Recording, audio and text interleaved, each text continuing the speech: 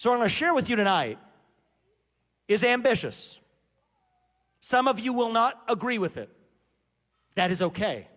We are founded on free speech and open debate. We're going to have Q&A, and I will stay till we take any of the questions that we need to take. But I think that if we're going to pass on civic pride to the next generation, we can't anymore just be a country that you inherit. We have to become a country that we all have a stake in creating, in building together. I tell you, that's what it means, civic duty. We don't live in a direct democracy. We live in a constitutional republic. And that means something. It is in that Constitution, in your hands right there, Article 4, Section 4. So what Jethro told Moses, okay? What will create a representative form of government, that's what they were thinking when they wrote Article 4, Section 4. We are a representative constitutional republic. That means it comes with civic duties.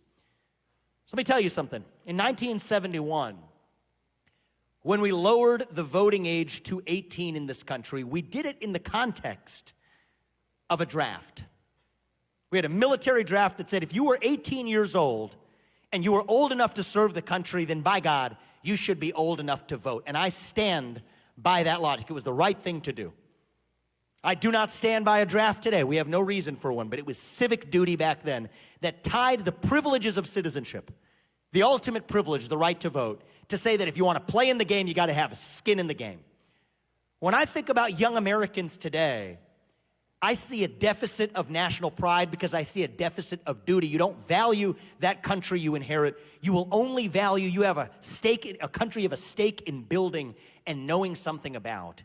And so that is why today I'm announcing my support for a new amendment to the U.S. Constitution.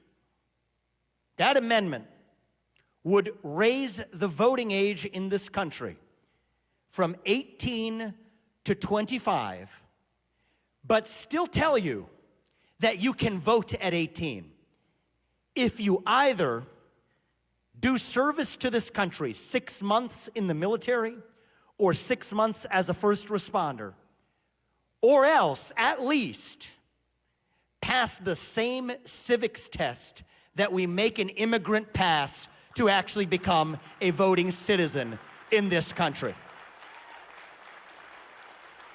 We're gonna have to think big. We're gonna have to be ambitious. This problem is not gonna solve itself on its own. I think it is a problem that young people don't vote enough in this country. It's less than a quarter of people in that age bracket voted just in the last midterm cycle. I think it might be substantially lower than that if we get the actual numbers.